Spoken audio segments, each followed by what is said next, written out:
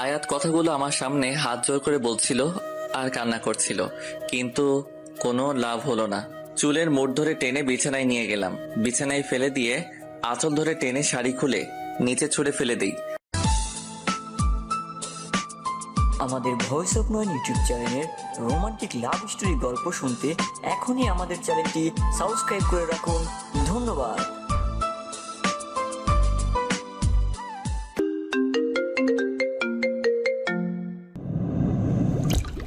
উন্মুক্ত পেটে অনবরত চুমু খেতে লাগলাম।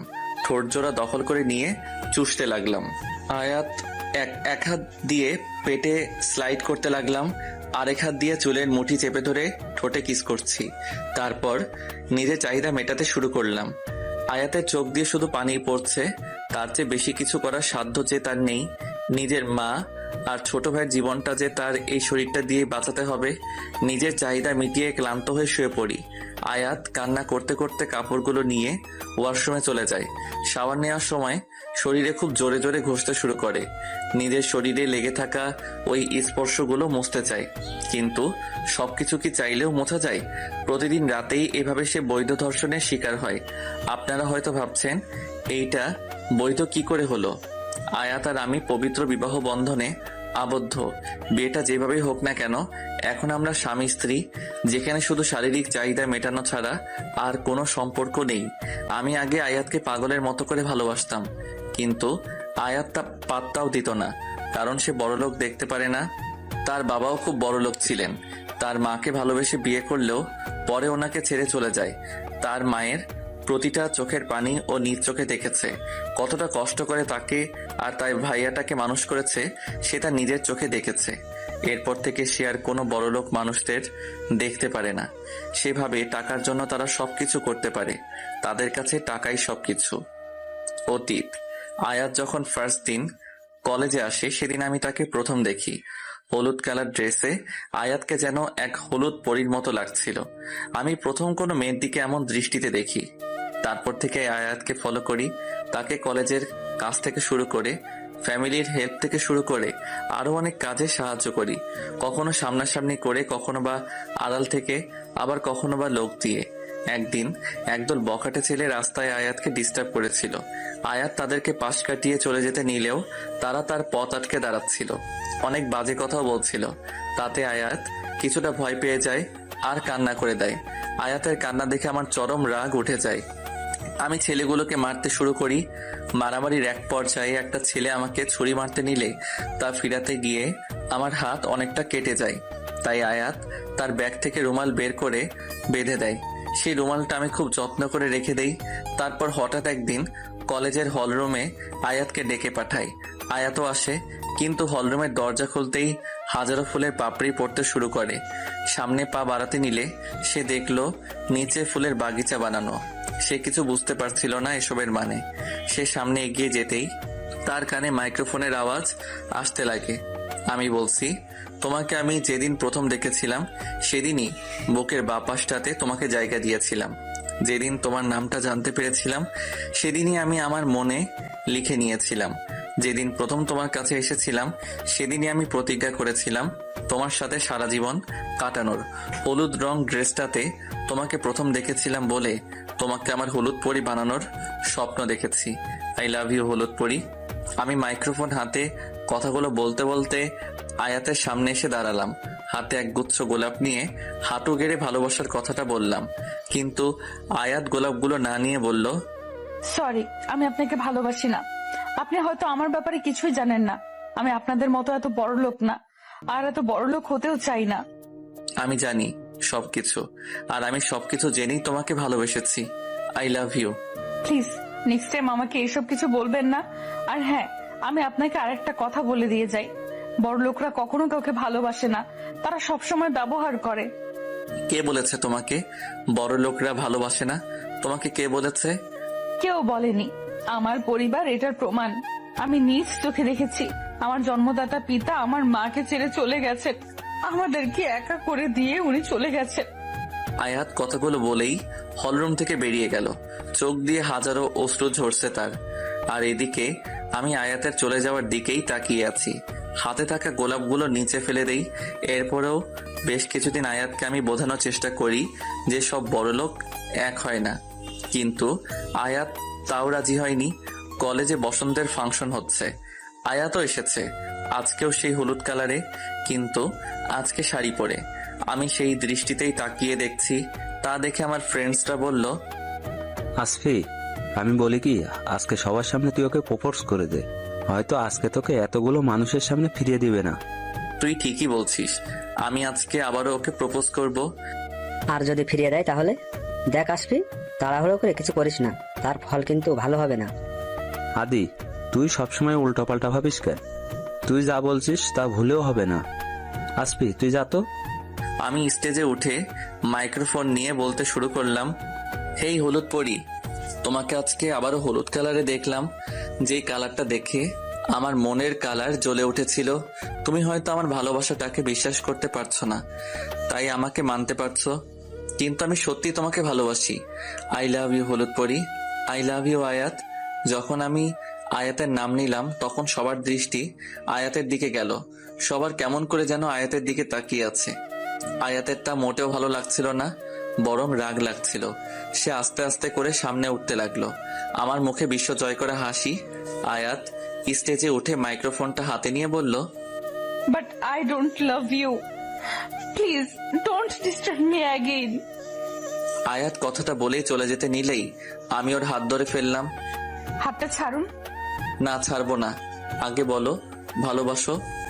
আয়াত আর সহ্য করতে না পেরে আমার থেকে হাতটা ঝাড়ি নিয়ে ছুটিয়ে একটা কষিয়ে থাপ্পড় মারলো। সবাই একদম অবাক, সব চুপচাপ হয়ে যায়।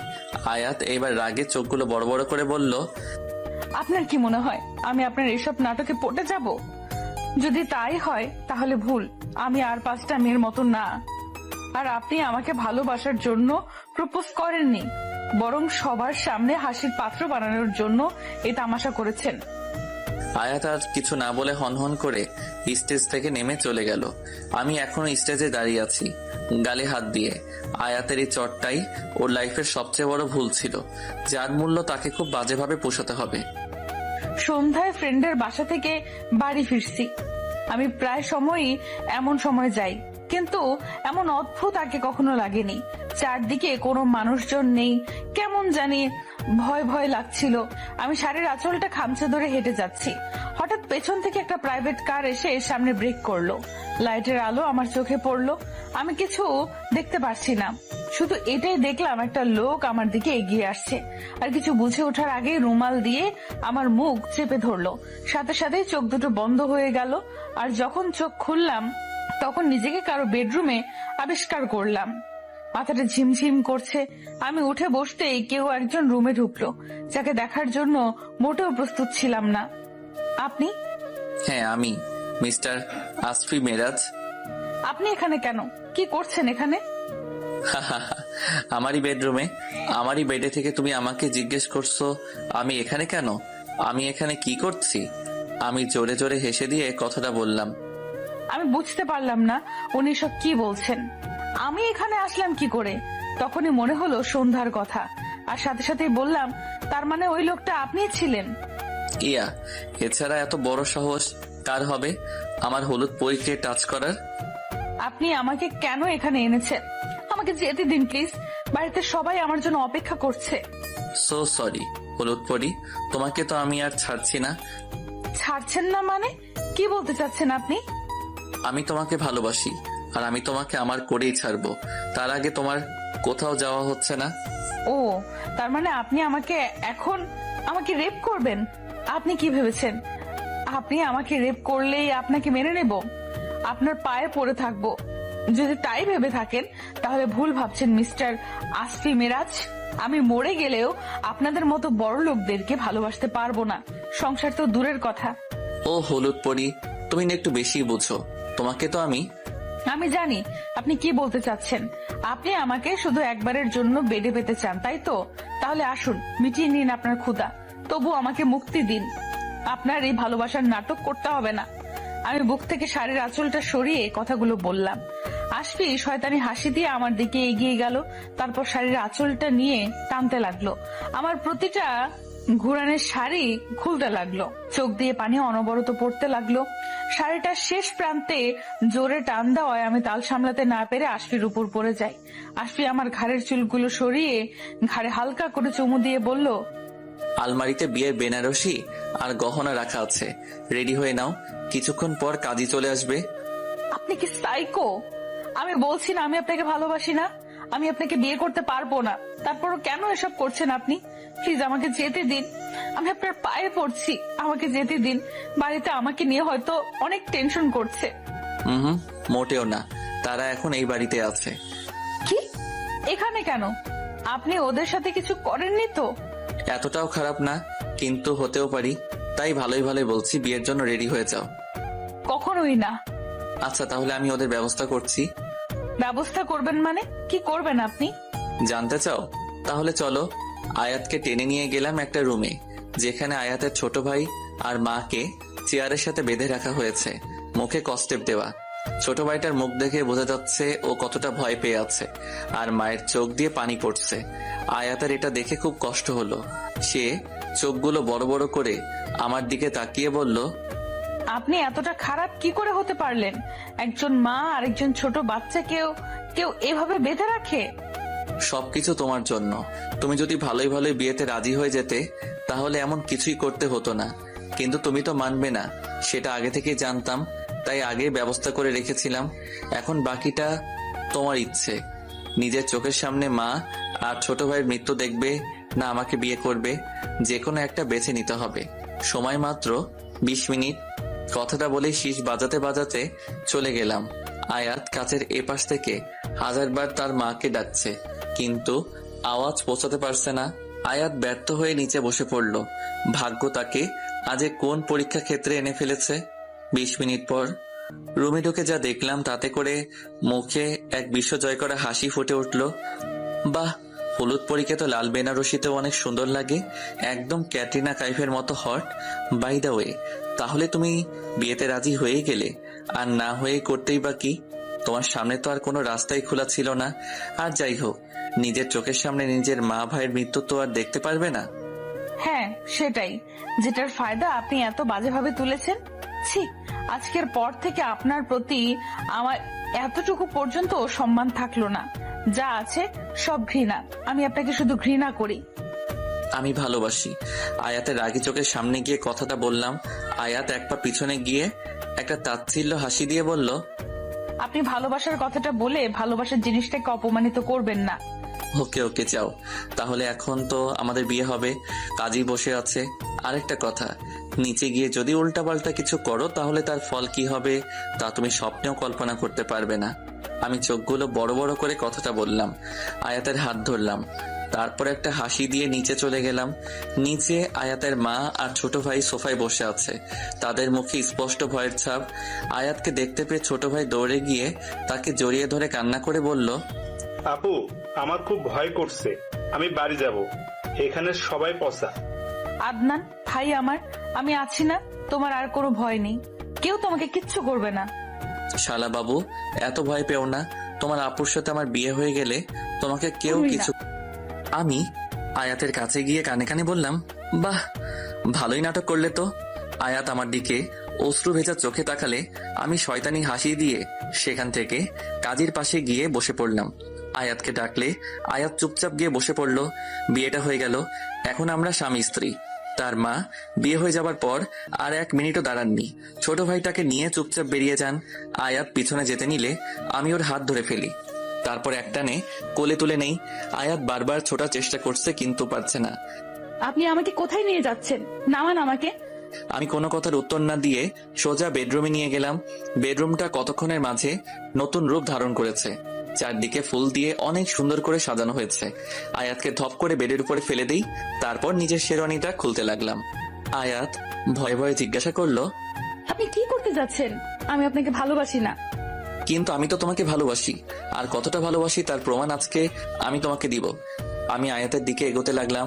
আয়াত পিছাতে পিছাতে একদম বেডের সাথে লেগে গেল। আমি তার একদম কাছে গিয়ে গালে হাত দিলাম, তারপর ঘাড়ি আর গালে স্লাইড করতে লাগলাম। আয়াত কেঁপে উঠল, তারপর আমাকে সরিয়ে উঠতে যাবে, তার আগে তার হাত ধরে ফেললাম। এইবার আমাকে জোরে ধাক্কা দিয়ে সরিয়ে উঠে বলল, আপনি যা করতে যাচ্ছেন তা কখনো হবে না। আমি আপনাকে কখনো মেনে নিতে পারবো না। তোমার মানা না মানাতে আমার কিছু এসে যায় না, আমি মানলেই চলবে। এই বলে আয়াতের কাছে যেতে নিলে আয়াত বলে, তার মানে আপনি আমার সাথে জোর খাটাবেন? ছি, এসব কি বলে? বউয়ের সাথে জোর কেন খাটাবো? তাকে ভালোবাসবো। Come on baby. আবার যেতে নিলে আবার বলে, আপনি আমার কাছে আসলে আমি কিন্তু চিৎকার করব। আচ্ছা চিৎকার করো, তাতে কি মনে করেছো তোমাকে কেউ বাঁচাতে আসবে? কেউ আসবে না, কারণ এই বাড়িতে আমি আর আমার লোক ছাড়া কেউ থাকে না। আর যারা আছে তারা ভাববে তুমি এনজয় করছো। লোকটা শয়তানি হাসি দিয়ে আমার কাছে চলে এলো। আমি পিছিয়ে যাবার আগেই আমাকে নিজের সাথে মিশিয়ে নিল আশফি। ঠোঁটজোড়া দখল করার আগেই মুখ সরিয়ে নেই। আশফি একটা শয়তানি হাসি দিয়ে আমাকে কোলে তুলে বেডে নিয়ে যায়, আমাকে শুইয়ে দিয়ে নিজেও আমার উপর শুয়ে যায়। আমি হাত দুটো নিচের হাত দিয়ে আটকে দেই। তারপর সে ঠোঁটগুলো দখল করে ইচ্ছা মতো চুষতে থাকি। কিছু বলতে চাইলেও বলতে পারছি না। আশফি এবার আমার শাড়ি খুলতে শুরু করলো। আমি বাধা দিয়েও পারলাম না। আশফি এখন নিজের মধ্যে নেই, সে এখন যেন পুরো মাতাল হয়ে গেছে। আস্তে আস্তে আমার সব কিছুই খুলে নিল। আমি বাধা দেওয়ার জন্য ছোটাছুটি করলেও কোনো লাভ হলো না, কারণ একটা মেয়ে কখনো একটা ছেলের সাথে পেরে ওঠে না। আমার ফার্স্ট টাইম, তাই অনেক লাগছে বলে চিৎকার করছিলাম। আশফি আমার ঘাড়ে কামড় দিয়ে দেয়। আমি ব্যথায় কুকরিয়ে আশফিকে জড়িয়ে ধরি। কি হচ্ছেটা কি? তুমি কি দরজা খুলবে নাকি আমি দরজা ভেঙে তোমাকে বের করব? আশফির হুয়াঙ্কারে আমি অতীত থেকে ফিরে এলাম। বাহিরে অনেকটা আলোকিত, তার মানে সকাল হয়ে গেছে। আমি তাড়াতাড়ি করে শাড়িটা কোনো মতে পেঁচিয়ে বাহিরে এলাম। বাহিরে আসতেই আমার গালে একটা থাপ্পড় পড়ে গেল। আশফি রেগে বলল, সেই কখন থেকে রেখে যাচ্ছি, তোমার কানে কথা যায় না নাকি? তুমি মনে করেছো ওয়াশরুমে তুমি লুকিয়ে থাকলে আমি তোমাকে খুঁজে পাবো না? এটা ভুল। পৃথিবীর যে প্রান্তেই তুমি থাকো না কেন, আমি তোমাকে খুঁজে বের করে আনবই। আমি চিৎকার করে কথাটা বললাম। আয়াত আমার কথাগুলো শুনে ভয়ে কেঁদে দিল। আয়াতকে এভাবে কাঁদতে দেখে আমি পাগল হয়ে গেলাম। যখন মনে হলো আমি আয়াতের গালে হাত তুলেছি, সাথে সাথে দেওয়ালে নিজের হাতে ঘুষি মারি। তারপর আয়াতের কাছে গিয়ে তার গাল ধরে বললাম, সরি আয়াত, আমি বুঝতে পারিনি, দেখি কোথায় লেগেছে। আয়াত আর কথা না বলে দৌড়ে রুম থেকে বেরিয়ে গেল। এমনি সে রাতের ব্যথায় এখনো ঠিক মতো হাঁটতে পারছে না, আর এখন আমি ওকে মারলাম। নিচে নেমে কান্নায় ভেঙে পড়লো আয়াত। আমি আর পারছি না। এই কয়দিনেই আমার জীবনটাকে নরক বানিয়ে দিয়েছে। যখনই ইচ্ছে হয় তখনই নিজের চাহিদা মেটাতে ঝাঁপিয়ে পড়ে। একটাবার জিজ্ঞেসও করে না আমার কি ব্যথা লাগে নাকি। হঠাৎ আশফি নিচে নামলো, কার সাথে যেন ফোনে কথা বলছে। না, আর আমি আজকে বাড়ি আসবো, আমার সাথে আরেকজন আসবে। বরণ ডালা রেডি রেখো, বরণ করে ঘরে তুলতে হবে তাকে। আমি আয়াতের দিকে তাকিয়ে কথাটা বললাম। আয়াত নিজের চোখের পানি মুছে কিচেনের দিকে যেতে নিলেই বললাম, আজকে বাবা মায়ের সাথে দেখা করতে যাব, রেডি থেকো সন্ধ্যায়। আপনার মা বাবা আপনি দেখা করতে যাবেন কি যাবেন না সেটা আমি জানি না, কিন্তু হ্যাঁ, আমি যাব না, এটা আমি আপনাকে বলে দিচ্ছি। ভালো করে বললাম, শুনলে না? এখনো সময় আছে, সন্ধ্যায় ভালো করে রেডি হয়ে থেকো, নয়তো তারপর কি হবে সেটা তুমি ভালো করেই জানো। নিজের আসল রূপে ফিরে আসবেন, তাই তো? আপনি এর চেয়ে বেশি আর কি পারবেন? আপনি তো আমাকে এই জন্যই বিয়ে করছেন, তাই না? তো যখন ইচ্ছা আপনি তখনই সেটা করতে পারেন। আমি অনুমতি দিলেও আর কি, না দিলেও কি, তাই আমি আর এখন ভয় পাই না।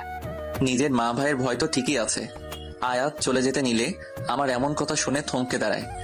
আশফির দিকে তাকিয়ে দেখে ও শয়তানি হাসি দিচ্ছে, আর তারপর বলল, যদি তাদের প্রতি ভয় থাকে তাহলে আমি যা বলি তাই করতে হবে, নয়তো সোজা। আশফি আর কিছু না বলে সোজা চলে গেল। আমি হাতের কাছে থাকা ফুলের টপটা নিচে ফেলে দিলাম। আশফি পেছন ফিরে তাকিয়ে বলল, বাহ, শক্তি আছে। এতটুকু বলেই চোখ টিপ দিয়ে চলে গেল। নিজের ইচ্ছে না থাকা সত্ত্বেও ছোট ভাই আর মায়ের ভালো চেয়ে আমাকে যেতে হবে। লেমন কালারের শাড়িটা পরে ড্রেসিং টেবিলের সামনে দাঁড়িয়ে চোখে কাজল পড়ছিলাম। তখনই আশফি এসে আমাকে পেছন থেকে জড়িয়ে নেয়। হঠাৎ করে এভাবে জড়িয়ে ধরায় হাত থেকে কাজলটা নিচে পড়ে গেল, আর চোখের কাজল কিছুটা লেপটে গেল। তাতে আমি অনেকটা রেগে গিয়ে আশফিকে ধাক্কা দিয়ে দূরে সরিয়ে দিয়ে বলি, কি করছেনটা কি? আপনি নিজেকে কি মনে করেন? কোন সিনেমার হিরো মনে করেন নিজেকে? কোনো সিনেমার না, আমি তোমার হিরো। Just shut up. আপনি একটা অদ্ভুত সাইকো, আপনি একটা ডেভিল। সব গল্পে ভিলেনরা খারাপ হয় না, কিছু গল্পে ভিলেনও ভালোবাসে। আমি আয়াতকে একদম নিজের সাথে মিশিয়ে আস্তে করে কথাটা বললাম। তারপর আয়াতকে ছেড়ে দিয়ে নিচে চলে গেলাম। লোকটা চলে যাওয়ার পর আমি মনে মনে কতগুলো গালি দিয়ে টিস্যু নিয়ে চোখ মুছতে লাগলাম। তারপর রেডি হয়ে নিচে চলে গেলাম। আমাকে দেখতে পেয়ে আসতে বলল, বাহ বাহ, হলুদ পরি কি আমাকে এই ভর সন্ধ্যাবেলায় পাগল করে ছাড়বে? হোয়াট? তোমার ঠোঁটগুলোতে লিপস্টিক দিলে যে আমি নিজেকে আর কন্ট্রোল করতে পারি না। আশফির কথা শুনে আমি সাথে সাথে ঠোঁট থেকে লিপস্টিকটা মুছে ফেলে বলি, হয়েছে, এখন থেকে লিপস্টিক দিব না, তাহলে হয়তো আপনার থেকে একটু হলেও শান্তি পাবো। কিন্তু তোমার নাভিটা তো আমাকে আরো বেশি কাছে টানছে। আশফি আমার নাভির দিকে তাকিয়ে শয়তানি হাসি দিয়ে কথাটা বলল। আমি কথাটা শুনে নিজের পেটের দিকে তাকিয়ে দেখি নাভি দেখা যাচ্ছে। আমি শাড়িটা টান দিয়ে নাভিটা ঘুরে ফেললাম। তারপর চোখগুলো বড় বড় করে বললাম, আপনি কি চান আমি আপনার সাথে না যাই? No no. তাহলে এসব বাজে বাজে কথা রেখে চলুন, আমার শরীর ভালো লাগছে না। কি হয়েছে তোমার? জ্বর আসছে নাকি? বলো আমাকে। আরে চুপ করে আছো কেন? বলো আমাকে। আশফি আমার কাছে গিয়ে পাগলের মতো করতে লাগলো। আমি কিছুটা অবাক হয়ে গেলাম। যেই একটা মানুষ রাতে এতটা হিংস্র হয়ে যায়, সেই মানুষটাই এখন এতটা পাগলের মতো করছে। আমি একটু তাচ্ছিল্য হাসি দিয়ে বলি, আপনি যা করেন তারই কোনো এক ব্যথা। আর আমি মরে গেলেই বা আপনার কি? আপনার তো শুধু আমার শরীরটাই চাই। আমি আর একটা কথা না বলেই আশফির থেকে নিজেকে সরিয়ে নিয়ে বাইরে চলে গেলাম। আমি আয়াতের কথা শুনে নিজের উপর রাগ করে সোফায় লাথি মারলাম। তারপর বের হয়ে চলে গেলাম। গাড়িতে আমি ওর সাথে কোনো কথা বলিনি। আয়াত বাহিরে তাকিয়ে আছে, বাতাসে চুলগুলো উঠছে। রাতে ল্যাম্পপোস্টের আলোগুলোতে তাকে এক অদ্ভুত মায়াবী লাগছে। আমি চাইলেও তার থেকে চোখ সরাতে পারছিলাম না। কিন্তু আয়াত আমার দিকে ফিরতেই আমি চোখ সরিয়ে ফেললাম। আশফির গাড়ি তাদের বাড়ির সামনে ঢুকতে লাগলো। আমি অবাক হয়ে সবকিছু দেখতে লাগলাম। বাহির থেকে একদম একটা রাজপ্রাসাদের মতো দেখতে, তার সাথে নানা রকমের লাইটিং করা। গাড়িটা থামলো, আশফির গাড়ি থেকে ভেতরে চলে গেল। কিছুক্ষণ পর এসে দরজা খুলে আমার দিকে হাত বাড়িয়ে দেয়। আমি হাতটা না ধরেই নেমে আসি। তারপর শাড়ি ঠিক করতে থাকি। তখন আশফি বলে, মাথায় কাপড়টা দিয়ে নাও, মা ড্রয়িং রুমে আছে। আমি আশফির কথা মতো মাথায় কাপড় দিয়ে দিলাম। তারপর আশফির পেছন পেছন গিয়ে দাঁড়ালাম। বাড়ির ভেতরে ঢুকার সাথে সাথে আমার মনে হলো আমি কোনো এক রাজপ্রাসাদে চারপাশটা ভালো করে দেখতে লাগলাম। হঠাৎ করে কেউ একজন চিৎকার করে ওঠে, দাঁড়াও। আশফি থমকে দাঁড়ায়। আমি কিছুটা ভয় পেয়ে যাই। আসলে ধমকটা দিয়েছেন আশফির মা, মিসেস শাহনাজ। আশফি তার নিজের মাকে অনেক ভয় পায়। আস্তে আস্তে আশফির মা আশফির সামনে এসে দাঁড়ায়। কাকে সাথে করে নিয়ে এসেছিস? মা আসলে কি মামা করছিস? যা বলবি বল। আয়াত আমার স্ত্রী, তোমার ছেলের বউ। আশফির কথা শুনে মিসেস শাহনাজ অবাক হয়ে যায়। ওনার পাশে এসে আশফির বোন ফারিন দাঁড়ায়। ভাইয়া, তুই এগুলো কি বলছিস? তোর মাথা ঠিক আছে? আমি যা বলছি সত্যি বলছি। আমি আয়াতকে বিয়ে করেছি, ও আমার স্ত্রী। আশফি, তুই এখানে বস। আমি আয়াতকে আমার রুমে নিয়ে যাচ্ছি। ওর সাথে আমার কিছু কথা আছে। ফারিন, আয়াতকে নিয়ে আমার রুমে আয়। এই বলে মা চলে গেলেন। আমি অবাক হয়ে গেলাম, কি এমন কথা বলবে যা বলার জন্য আয়াতকে উপরে ডাকলো। আয়াতও একই কথা ভেবে ভয় পাচ্ছে হয়তো। সে আমার দিকে তাকালে আমি একটা জোরপূর্বক হাসি দেবার চেষ্টা করি। চল আমার সাথে। মিসেস চৌধুরী ওনার রুমে উল্টো দিকে তাকিয়ে দাঁড়িয়ে আছে। আমি ভয়ে ভয়ে রুমের ভেতরে ঢুকলাম। মা, নিয়ে এসেছি। তুই নিচে যা, আশফি যেন রুমের আশেপাশেও না আসে। আচ্ছা মা। ফারিন এই কথা বলে চলে গেল। কি যেন নাম তোমার? আয়াত। কি করো তুমি? অনার্স প্রথম বর্ষে আছি। বাবা মার পরিচয়? মা হাবিবা চৌধুরী। কিছু করেন না, বাবা সূর্য চৌধুরী আমাদেরকে ছেড়ে চলে গেছেন। ও, তাই আমার ছেলেকে ফাঁসালে? তোমাদের মতো মেয়েদেরকে আমি খুব ভালো করেই চিনি। টাকার লোভে তোমরা কি কি করতে পারো তা আমি জানি। তো আমার ছেলেকে কি দিয়ে ইমপ্রেস করলে? মিসেস শাহনাজের কথা শুনে অনেক রাগ উঠে যায়, কিন্তু তা কন্ট্রোল করে বললাম, এইসব প্রশ্ন আমাকে না করে আপনার ছেলেকে করবেন। আপনি হয়তো বাইরের মেয়েদেরকেই চিনেন, কিন্তু নিজের ঘরের ছেলেদেরকে আজও চিনতে পারলেন না। বাহ, তেজ আছে দেখা যাচ্ছে। যাই হোক, কত টাকা দিলে তুমি আমার ছেলে থেকে সরে যাবে বলো? 1 লাখ, 2 লাখ, 4, 7, 10? বাস, অনেক হয়েছে। আপনি আমাকে কি মনে করেছেন? আমি ঠিক ভালো করে বুঝতে পারছি। আর আপনি একটা কথা খুব ভালো করে শুনুন, কোনো টাকাই আমার লাগবে না। আপনি আপনার ছেলেকে আমার থেকে সরিয়ে নেন, এটা আপনার কাছে আমার একটা অনুরোধ রইল। আমি হাত জোর করে কথাটা বললাম। তারপর মাথা থেকে কাপড়টা সরিয়ে রুম থেকে বেরিয়ে আসলাম। এদিকে আমি পাগল হয়ে যাচ্ছি টেনশনে। মা আয়াতকে কি বলবে? মা কি মেনে নিবে? এসব ভেবে ভেবে টেনশনে অবস্থা খারাপ হয়ে যাচ্ছে। আয়াতকে নিচে নামতে দেখে আমি এক দৌড়ে তার কাছে যাই। মা কি বললো? তা আমাদের মাঝের কথা ছিল, আপনাকে যদি বলাই যেত তাহলে আপনাকে এখানে না রেখে আমাদের সাথে রুমেই ডাকতো। আয়াত এই কথা বলে সদর দরজার কাছে চলে গেল। সাথে সাথে মা জোরে জোরে বলতে লাগলেন, কে কোথায় আছিস? বরণ ঢালাটা নিয়ে আয়, আমি আমার একমাত্র পুত্রবধূকে ঘরে তুলবো। আমি ওনার কথা শুনে অবাক হয়ে যাই। মিসেস শাহনাজের দিকে তাকাই। এই মিসেস শাহনাজ আর রুমের ভেতরের মাঝে দিন রাত তফাৎ। মিসেস শাহনাজ আমার কাছে এসে জড়িয়ে ধরে, তারপর কানে কানে বলল, তোমাকে একটু পরীক্ষা করে দেখলাম, আমার ছেলে কোনো ভুল মেয়েকে ঠিক করেনি তো? কিন্তু না, আমি ভুল ছিলাম। তুমি আমার ছেলের উপযুক্ত বউ, আর এ বাড়ির উপযুক্ত ছোট গিন্নি। শেষ কথাটা আমাকে ছেড়ে দিয়ে আর একটু জোরেই বললেন। আমি যেন নিজের কানকে বিশ্বাস করতে পারছি না। মা এত সহজে আয়াতকে মেনে নিবে তা আমি নিজেও বুঝতে পারিনি। মা আমাকে কাছে ডাকলেন, আমি ওনার কাছে গিয়ে দাঁড়াই। তারপর আমাদের দুজনকে বাড়ির সদর দরজার বাহিরে নিয়ে দাঁড় করিয়ে বরণ করানো হয়। বরণ শেষে আমি আয়াতের হাতটা ধরে মাকে সালাম করে নেই। আয়াত অনেকটা হিচকা টান খেয়ে যায়, কিন্তু যখন সালাম করতে দেখলো তখন নিজের ইচ্ছেতেই সালাম করলো। বেঁচে থাকো মা, তোমাদের সংসার যেন সুখের হয়। আসফি, বৌমাকে নিয়ে ঘরে আয়। এক মিনিট, এভাবে ঘরে ঢুকলে তো হবে না। একে তো না জানিয়ে বিয়ে করেছিস, এখন আমার বকশিস না দিয়ে গৃহে প্রবেশ করবি? এটা তো হয় না। আমার বউকে নিয়ে আমি গৃহ প্রবেশ করব, তোর তাতে কি রে? তুই তোর বউকে নিয়ে যা ইচ্ছা করিস, তার আগে আমাকে আমার বকশিস বুঝিয়ে দে। মা দেখছো? আমি তোদের মাঝে নেই। দে টাকা দে, নয়তো বউ নিয়ে ভাগ। আহ, দিয়ে দিন না, মাত্র 20,000ই তো বলবে। ছোট বোন বিয়েতে তো 30,000 নিতেও, এখন না হয় 20,000ই নিল। দেখছিস, ভাবিও বলছে, যদিও আমি একটু কম বলতাম। আমার কথা থামিয়ে দিয়ে আয়াত কথাটা বলল। আয়াতের কথা শুনে আমি ওর দিকে তাকালাম। আয়াত একটা বাঁকা হাসি দিল, আমিও একটু বাঁকা হাসি হেসে টাকাটা দিয়ে দেই। তারপর কানে কানে কি যেন একটা বলে ফারিনকে। ফারিন একটু লজ্জা পেয়ে হাতে ইশারা করে চলে যায়। আয়াত আমি একসাথে গৃহ প্রবেশ করি। আজকে আমি অনেক খুশি, কারণ আমি যাকে এতদিন ভালোবেসে এসেছি আজকে তাকে পরিবারের সামনে নিজের বউ হিসেবে পরিচয় করাতে পেরেছি। যদিও আয়াত এখনো এই সম্পর্কটা মেনে নেয়নি, কিন্তু আমার দৃঢ় বিশ্বাস একদিন ঠিকই আয়াত এই সম্পর্কটা মন থেকে মেনে নিবে। মা আর আয়াত সোফায় বসে কথা বলছিল। আমি কিচেন থেকে আয়াতকে দেখছিলাম। যেই আমি আগে মেয়েদের দিকে একবারও ফিরে তাকাতাম না, সেই আমি আজকে একজনকে পাগলের মতো করে ভালোবাসি। রাতে ডিনার টাইমে বাবা বাসায় আসলেন। মা বাবাকে সবটা খুলে বললে উনিও আয়াতকে মেনে নেয়। ডিনার শেষ করে বাবা আর মা চলে যাওয়ার সাথে সাথেই ফারিন বলে, ভাইয়া ডান। এত তাড়াতাড়ি করে ফেলছিস? টাকার একটা লোভ আছে না? লোভী মাইয়া কোথাকার। হ্যাঁ। ফারিন মুখ ভেঙচি দিয়ে চলে গেল। আমি আয়াতের দিকে এগিয়ে যেতে লাগলাম। আয়াত ভয় পেয়ে হেঁচকি দিতে লাগলো। আমি সাথে সাথেই আয়াতের চুলের মুঠি ধরে ঠোঁট জোড়া দখল করে নিলাম। আয়াত চোখ বড় বড় করে ফেললো, আর সে এতটাই অবাক হলো যে নিমেষেই হেঁচকি শেষ হয়ে গেল। আমি ঠোঁটগুলো ছেড়ে দিয়ে বললাম, খাবারে কি যেন একটা কম পড়ে গেছিল, তাই এই স্বাদটা দিয়ে মিটিয়ে নিলাম। অসভ্যই তোর লুচ্চা। এই লাস্ট কথাটা কি বললে? লুচ্চা? কে? আমি? হ্যাঁ, আপনি একটা লুচ্চা। তাহলে তো একটু লুচ্চামি করতেই হয়। এই বলে আমি আয়াতকে কোলে তুলে নেই।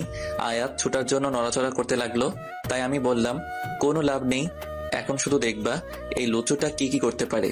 আর হ্যাঁ, যদি বেশি নড়াচড়া করো তাহলে কিন্তু কোল থেকে সোজা নিচে ছেড়ে দিব, তখন বুঝতে পারবে নড়াচড়ার ফল কি হয়। আয়াত আর কিছু করলো না, একদম চুপ হয়ে কোলে থাকলো, কারণ সে ভালো করেই জানে আমার দ্বারা এই কাজটা খুব ভালো করেই সম্ভব। রুমের দরজা খুলে ভিতরে ঢোকার সাথে সাথেই উপর থেকে গোলাপের পাপড়ি পড়তে লাগলো। আয়াত অবাক হয়ে চারপাশে দেখতে লাগলো। সে আরো বেশি অবাক হয়ে গেল যখন সে বেডের দিকে তাকালো। পুরো বেডটা বাসরাতের মতো করে সাজানো। সে এখন বুঝতে পারলো তখন ফারিনা আর আমি কি নিয়ে কথা বলছিলাম। আমি আয়াতকে বেডে গিয়ে বসিয়ে দিলাম। আয়াতের কানের কাছে গিয়ে বললাম, এই লুচু মানুষটার সারপ্রাইজটা কেমন লাগলো আপনার? খুবই বাজে। ও তাই? তাহলে ভালো করে চেষ্টা করি। আয়াত রাগে কথাগুলো বলেছিল। আমি কথাগুলো বলে শয়তানি হাসি দিয়ে আয়াতের ঠোঁটের দিকে এগোতে লাগলাম। তখনই আয়াত আমাকে ধাক্কা দিয়ে ফেলে দিয়ে উঠে রাগে জোরে চিল্লিয়ে বলল, আপনি নিজেকে কি মনে করেন, আর আমাকে বা আপনি কি মনে করেন? কোনো খেলনা পুতুল আমি, আর আপনি সেই খেলনা পুতুলটার মালিক। যখন যেভাবে ইচ্ছা তখন সেভাবেই চালাবেন। আপনার কি মনে হয় আপনি এইসব বিছানা, এইসব ফ্যামিলি ড্রামা করে আমার মন জয় করে নিতে পারবেন? পারবেন না, কারণ আপনার প্রতি আমার ঘৃণাটা দিন দিন বেড়ে যাচ্ছে। আপনি যখন আমার কাছে আসেন না, তখন আমার মনে হয় আমার পাশে একটা হিংস্র পশু আছে, যে যে কোনো সময় আমার উপর আক্রমণ করতে পারে। হ্যাঁ, এটা সত্যি, আমি আপনাকে একটা হিংস্র পশু মনে করি। এগুলো তোমাকে দেখানোর জন্য করেছিলাম যে আমি তোমাকে কতটুকু ভালোবাসি। আপনার দেখানো হয়েছে আর আমিও দেখে নিয়েছি। আপনি আমাকে নয় বরং আমার শরীরটাকে ভালোবাসেন। আপনি একটা বার আমাকে স্পর্শ করার আগে আমাকে জিজ্ঞেস করে নিয়েছেন আমি তোমাকে স্পর্শ করব কিনা। আমি তোমার হাজবেন্ড আর তুমি আমার বিয়ে করা স্ত্রী। তোমাকে ছুতে আমার কেন পারমিশন নিতে হবে? বিয়ে? আপনি কোন বিয়ের কথা বলছেন? যে বিয়েটা মনে হাজারো ভয় রেখে করা হয়েছে, যে বিয়েটা মা ভাইয়ের জীবনের জন্য মুখ থেকে কবুল বের করানো হয়েছে। আরে বিয়েতে 3 বার কবুল বললে বিয়ে হয়ে যায় না। বিয়েটা দুটো মনের মিলনের ফল। আপনার সাথে আমার মনের কি চোখেরই তো মিলই হয়নি ভালো করে। আর রইলো বাকি স্পর্শ করার বিষয়। আচ্ছা ওইটা না হয় বাদ দিলাম, কিন্তু সেক্স ওইটা তো দুজনের পারমিশন লাগে। আপনি কি কখনো আমার পারমিশন চেয়েছেন? চাননি, বরং প্রতি রাতে আপনি আমাকে বৈধ ধর্ষণ করেছেন। হ্যাঁ, ধর্ষণ করেছেন। আয়াত, আমার কথাটা শোনো। আমি আপনার আর কোনো কথা শুনতে চাই না, প্লিজ। এইবার আমাকে একটু মুক্তি দিন, আমি আর পারছি না। মুক্তি? মুক্তিটা আমার থেকে তখনই মিলবে যখন আমি মরে যাব, নয় তুমি মরে যাবে। তাহলে আমি মরে যাব, তাও আপনার পশুর থেকে মুক্তি পেতে চাই। আয়াত, আয়াত কথাটা বলার সাথে সাথে আমি সামনে এগিয়ে যেতে নিলে আয়াত সামনে হাত বাড়িয়ে বলল, একদম না, আমার কাছে আসতে যাবেন না, তাহলে কিন্তু তার ফল মোটেও ভালো হবে না। আচ্ছা আচ্ছা, আমি তোমার কাছে আসবো না, তুমি একটু শান্ত হও। আমার চোখের সামনে থেকে চলে যান। আমি আর না দাঁড়িয়ে বারান্দায় চলে গেলাম। আয়াত ধপ করে নিচে বসে পড়ল। অঝোর কান্নায় ভেঙে পড়ল সে আর নিতে পারছে না এসব। নিজের জীবনটাকে সে নিজ হাতে নষ্ট করে দিচ্ছে, কিন্তু সে আজকে আর পারছিল না। আজকে যদি এই কথাগুলো নিজের মাঝে আটকে রাখতো তাহলে হয়তো সে দম আটকে মারাই যেত। কিন্তু মনে মনে ভয় কাজ করছে, যদি আমি আবার হিংস্র রূপ ধারণ করে তার উপর হামলে পড়ি তখন কি হবে। এসব ভাবতে ভাবতে বেডের সাথে হেলান দিয়ে কান্না করতে লাগলো। সকাল হয়ে গেছে। ভোরের আলো জানালা দিয়ে আয়াতের মুখের উপর পড়লো। মিটিমিটি চোখ খুলে তাকালো আয়াত। রাতে বেডের সাথে হেলান দিয়ে কান্না করতে করতে কখন যে ঘুমিয়ে গেছিল সে নিজেও জানে না। মাথাটা প্রচন্ড ব্যথা করছে। মাথায় হাত দিয়ে উঠে দাঁড়ালো, চারপাশটা ভালো করে দেখলো। রাতে যেমন ছিল ঠিক তেমনই। সে ভাবলো, তাহলে কি কালকে রাতে আর আশফি রুমে আসেনি? আমাকে কিছু করেনি? এসব ভাবতে লাগলাম। কিন্তু উনি যদি ঘরে না আসেন তাহলে ভেতর থেকে দরজা লক কিভাবে?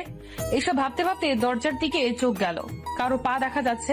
আমি বারান্দায় গেলাম। আশফি বেতের সোফায় হেলান দিয়ে নিচে শুয়ে আছে। চারপাশে সিগারেটের আত পোড়া অংশ পড়ে আছে। হ্যাঁ, কালকে রাতে আশফি সিগারেট খেয়েছে। নিজের কষ্টটাকে সিগারেটের কালো ধোঁয়ায় উড়িয়ে দিতে চেয়েছিল। সে যে সত্যি আমাকে অনেক ভালোবাসে। সে ভেবেছিল হয়তো বিয়ে হয়ে গেলে সব ঠিকঠাক হয়ে যাবে, কিন্তু না। তাতে আমি ভালোবাসা তো দূর, ঘৃণা করতে শুরু করলাম। আমি আশফির ঘুমন্ত চেহারার দিকে তাকিয়ে আছি। ঘুমের মাঝে কতটা নিষ্পাপ লাগছে, কিন্তু উনি ঘুম ভাঙার পরে যে আমার কাছে একটা পশু হয়ে যায়। আশফি নিজের চোখটা খুলে তাকালো, সামনে আমাকে দেখে অবাক হলো। সে চোখ খুলে তাকানোর সাথে সাথে আমি রুমের ভেতরে চলে গেলাম। ফ্রেশ হয়ে বাহিরে এসে দেখি বেডের সব ফুলগুলো আশফি টেনে টেনে নিচে ফেলে দিয়েছে। বেড থেকে ফুল দিয়ে বানানো লাফটা এক টানে নিচে ফেলে দেয়।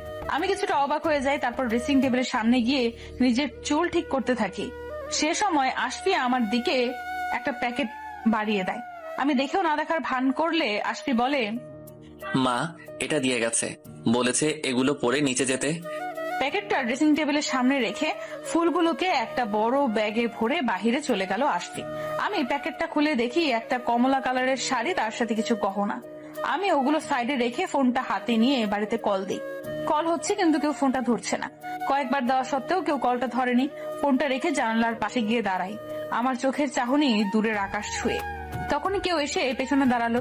আমি ভাবলাম আশফি, তাই রাগে বলতে লাগলাম, আপনি আবারও? পেছনে ফিরে দেখে আশফি না, ফারিন দাঁড়িয়ে আছে। আরে আরে আমি আসলে মা পাঠিয়েছিল দেখতে তুমি রেডি হয়েছো কিনা, কিন্তু তুমি তো এখনো শাড়িই পরোনি। একটু তাড়াতাড়ি করে রেডি হও না, পাশের বাসার আন্টিরা আসতে শুরু করেছে। আশফির বউ দেখবে বলে। আচ্ছা আমি এখন চাই তুমি তাড়াতাড়ি রেডি হয়ে নিচে চলে আসো। ফারিন চলে গেল। আমি একটা শুকনো হাসি দিলাম ফারিনের সাথে। তারপর শাড়িটা নিয়ে ওয়াশরুমে চলে গেলাম। নিচে মিসেস শাহনাজ পাশের বাসার লোকগুলোর সাথে কথা বলছে। ফারিন সোফায় বিরক্ত হয়ে বসে তাদের কথা শুনছে আর ফোন দিচ্ছে। আমি তাদের মাঝে নিচে নামতে লাগলাম। ফারিন আমার কাছে চলে এলো, তারপর আমাকে ধরে তাদের কাছে নিয়ে এলো। আসসালামু আলাইকুম। সবাই সালামের জবাব দিল। বসো মা। আমি গিয়ে মিসেস শাহনাজের পাশে বসে পড়লাম। ফারিনও আমার পাশে বসে পড়লো। বাহ, আশফির বউটা তো একদম কমলা সুন্দরী। আমাদের আশফিও কম কিসে। ওর জন্য যোগ্য হবার জন্য এইরূপ কিছুই না। এ কেমন সুন্দর হলো, আমার মেয়ে তো আরো বেশি সুন্দর। মহিলা 3-এর কথা শুনে সবাই একটু জোরেই হেসে দিল। তাতে করে উনি কিছুটা রেগে গেলেও তা প্রকাশ করেননি। মিসেস শাহানাজ হেসে এসেই বলে ফেললো, তুমিও না একটু সুযোগ পেলেই নিজের মেয়ের সুনাম আর তোমার ফ্যামিলির সুনাম গাওয়া শুরু করো। মিসেস শাহানাজের কথা শুনে সবাই এত জোরে হেসে দেয়, আমি আর ফারিনও মুচকি হাসি দিয়ে দেই, যার ফলে উনি কিছুটা লজ্জায় পেয়ে যায়। তখনই কে যেন কলিং বেল বাজালো। ফারিন উঠে গিয়ে দরজা খুলে দিল। সবাই দরজার দিকে তাকিয়ে আছে। আশফি ভেতরে ঢুকলো, ওনার পেছন পেছন আরো 2জন লোক ঢুকলো। দুজনকে দেখে সবাই অবাক হলেও আমি দৌড়ে তাদের কাছে যাই, কারণ ওরা 2জন হলো মা আর তার আদনান। আমি গিয়ে তার মাকে জড়িয়ে ধরে কান্না করে দেই। আরে পাগলি মেয়ে, কান্না করিস কেন? খুব মনে পড়ছিল বুঝি আমাদের কথা? অনেক অনেক বেশি মনে পড়ছিল। এখন তো এসে গেছি, তাই না? তাহলে কান্না থামা। আর দেখ, সামনে তোর শাশুড়ি আরো কত লোক আছে, ওরা কি ভাববে বলতো? আমি মাকে ছেড়ে দিয়ে আদনানের কাছে গেলাম। আদনান খুশিতে গদগদ করতে করতে লাগলো। আপু আপু, জানিস ভাইয়া আমাকে আজকেও এতগুলো চকলেট কিনে দিয়েছে, আর বলেছে বিকেলে নাকি আমাকে এতগুলো আইসক্রিম কিনে দেবে। আমি আদনানের কথা শুনে আশফির দিকে তাকালাম। আশফি সেখান থেকে সোজা উপরে চলে যায়। মা গিয়ে মিসেস শাহানাজের সামনে দাঁড়ায়। কেমন আছেন বেয়াই? জি ভালো, আপনি কেমন আছেন? ভালো। বেয়াইন বসুন, সবার সাথে পরিচয় করিয়ে দেই। মিসেস শাহানাজ একে একে সবার সাথে পরিচয় করিয়ে দিল। আদনান ফারিনকে নিয়ে গেল সারা বাড়িটা ঘুরে দেখাতে, আর আমি সোজা রুমে চলে গেলাম বিষয়টা জানতে। রুমে এসে দেখি আজকে শুধু একটা টাওয়াল পেঁচিয়ে আয়নার সামনে দাঁড়িয়ে আছে আর মাথার চুলগুলো ঝাড়ছে। এমন অবস্থায় আশফিকে দেখে আমি কিছুটা লজ্জা পেয়ে যাই, আর সাথে সাথে মুখের সামনে শাড়ির আঁচল দিয়ে ঢেকে নেই। আশফিও তাড়াতাড়ি করে ওয়াশরুমে চলে যায় আর ট্রাউজার পরে বের হয়। সরি, আমার নক করে আসাটা উচিত ছিল। It's okay. একটা কথা জানার ছিল। বলো। আজকে হঠাৎ করে আদনানকে আর মাকে এখানে কেন আনলেন? সবকিছুর উত্তর তোমাকে দিতে আমি বাধ্য নই। আর হ্যাঁ, আমার মনে হয়েছে আনা দরকার, তাই এনেছি। আজকে সন্ধ্যায় আমরা ওই বাড়িতে ফিরে যাচ্ছি। তাহলে আদনান আর মাও কি যাবে? না, ওনারা দুপুরের পরেই চলে যাবে। কিন্তু আর একটা কথাও না, চুপচাপ আমার চোখের সামনে থেকে চলে যাও। আমি রেগে গিয়ে চোখগুলোকে লাল আর বড় বড় করে কথাটা বললাম। আয়াত ভয় পেয়ে যায়, চোখগুলো বন্ধ করে ফেলে। আমি কথাটা বলে সরে গেলে আয়াত রুম থেকে বের হয়ে যায়। দুপুরে খাওয়া দাওয়া শেষ হয়ে গেলে আয়াতকে তার মা একপাশে ডেকে নিয়ে বলে, আয়াত, তোকে একটা কথা বলি।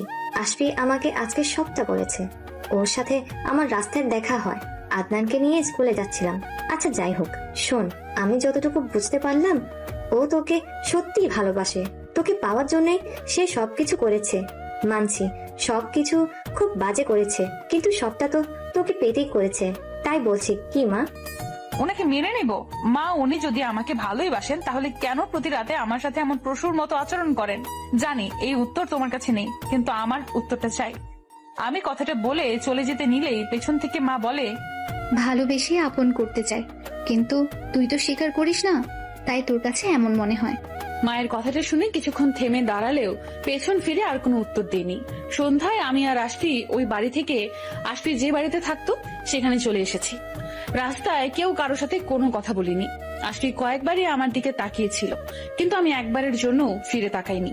গাড়ি থেকে নেমে আমি সোজা ভেতরে চলে যাই, কিন্তু আশফি গাড়িটা ঘুরিয়ে কোথায় যেন চলে যায়। আমি ফ্রেশ হয়ে এসে আশফিকে দেখতে না পেয়ে একটা স্বস্তির নিঃশ্বাস ফেলি। তারপর টিভি দেখা শুরু করি। আজকে অনেকদিন পর নিজের মন মতো করে শান্তিতে টিভি দেখলাম। আশফি বাসায় নেই বলেই দেখতে পেয়েছি। আশফি বাসায় থাকলে হয়তো ভয়ে এই সাহসটাই করতে পারতাম না। অনেক রাত হয়ে গেছে, আমি সোফাতেই ঘুমিয়ে গিয়েছিলাম। মাঝরাতে ঘুম ভাঙলে ঘড়ির দিকে তাকিয়ে দেখি 8 বাজে। আশফি কি বাসায় এসেছে? না। উনি যদি বাসায় আসতেন তাহলে আমাকে একবার হলেও ডাক দিত। উনি এত রাত পর্যন্ত বাহিরে কি করছেন? এখনো বাসায় কেন আসছে না? আমার একটু একটু টেনশন হতে লাগলো। হঠাৎ করেই কলিং বেলটা বেজে উঠলো। আমি দৌড়ে গিয়ে দরজা খুলে দিলাম। একটা মেয়ের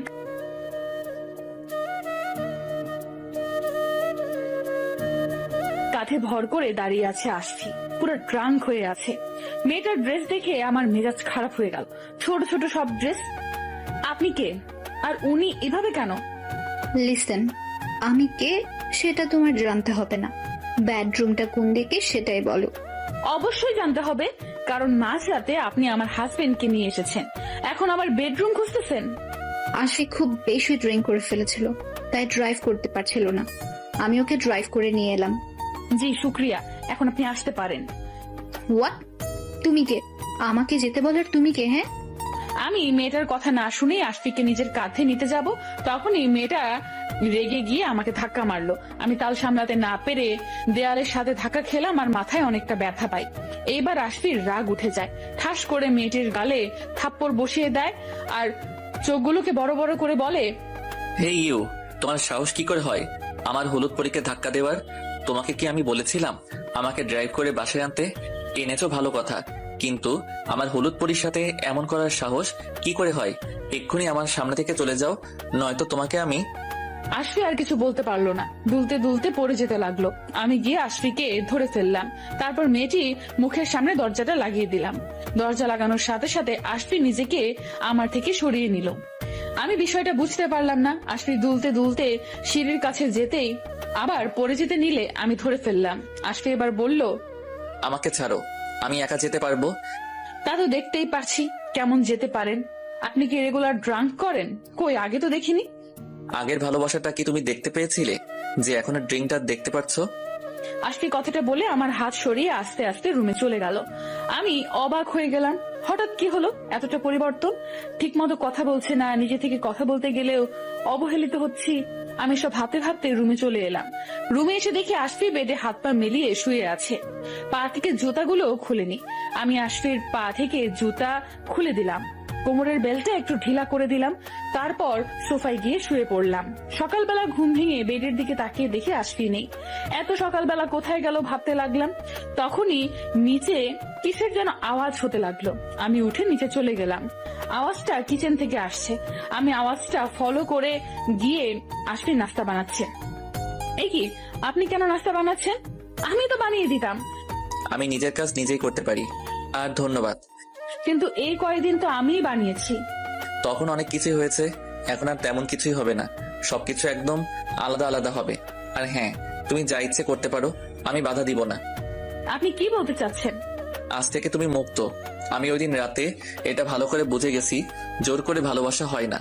আর তুমি আমাকে ঠিক কতটা ঘৃণা করো, তাই আর কোনো প্রকার জোর করব না। তোমার নাস্তাও টেবিলে বানিয়ে রেখেছি, মন চাইলে একসাথে বসে নাস্তা করতে পারে। কথাটা বলে টেবিলে চলে গেল। আমি স্তব্ধ হয়ে দাঁড়িয়ে আছি। তাহলে কি আশফি আমার কথার কোনোভাবে কষ্ট পেয়েছে? না, আমার এভাবে কথাগুলো বলা ঠিক হয়নি। কিন্তু উনি আমার সাথে যা করেছেন তার কাছে তো এই কথাগুলো অতি সামান্য। এই কথাগুলো মনে মনে বলতে লাগলাম। টেবিলটা পার হয়ে যখন উপরে উঠতে যাব, তখনই আশফি নিজের আস্ত নাস্তার প্লেটটা নিচে ফেলে দেয়। আমি পেছনে তাকানোর সাথে সাথে আমাকে ক্রস করে আশফি উপরে চলে যায়। নাস্তার প্লেটে নাস্তা সম্পূর্ণ রয়ে গেছে। তাহলে আশফি কেন এভাবে ফেলে দিল? তাহলে কি আমি না বসায় উনি এমন করে ফেলে দিল? আমি নিচে থেকে খাবারগুলো তুলে পরিষ্কার করছিলাম, কলিং বেল বেজে উঠলো। আমি হাতটা মুছে গিয়ে দরজা খুলে দিলাম। একটা মেয়ে হাতে লাগেজ নিয়ে দাঁড়িয়ে আছে, কাপড়গুলো ঠিক কাল রাতের মেয়ের মতোই। চোখ থেকে গ্লাসটা খুলে জিজ্ঞেস করলো, হু আর ইউ? আয়াত, আপনি? ও, তাহলে তুমি সেই মেয়ে যার প্রেমে পড়ে কিডন্যাপ করে বিয়ে করেছে। কে আপনি? আরে দিদাম, তুমি কেমন আছো? আমি পিছন থেকে কথাগুলো বললো, আর সাথে সাথে দিদাম আমাকে জড়িয়ে ধরলো। আমি ভালো আছি, তুমি কেমন আছো? আমিও ভালো আছি। তো তুমি একা আসলে নাকি? ফুপি কই? আম্মু তোমাদের বাসায়, আর তুমিও ওইখানে নেই, তাই আমি সোজা এখানে চলে এসেছি। ভালো করছো, যাও রুমে গিয়ে ফ্রেশ হয়ে যাও। আগের রুমটা কি এখনো আমার জন্যই রয়ে গেছে? যেখানে ইচ্ছা হয় সেখানে থাকতে পারো। দিদাম তার লাগেজটা নিয়ে আয়াতকে ক্রস করে যাবার সময় একটা বাঁকা হাসি দেয়, তারপর উপরে যেতে লাগে। আয়াত নিজের রুমে যাবার জন্য দিদামের পিছু পিছু উঠছিল।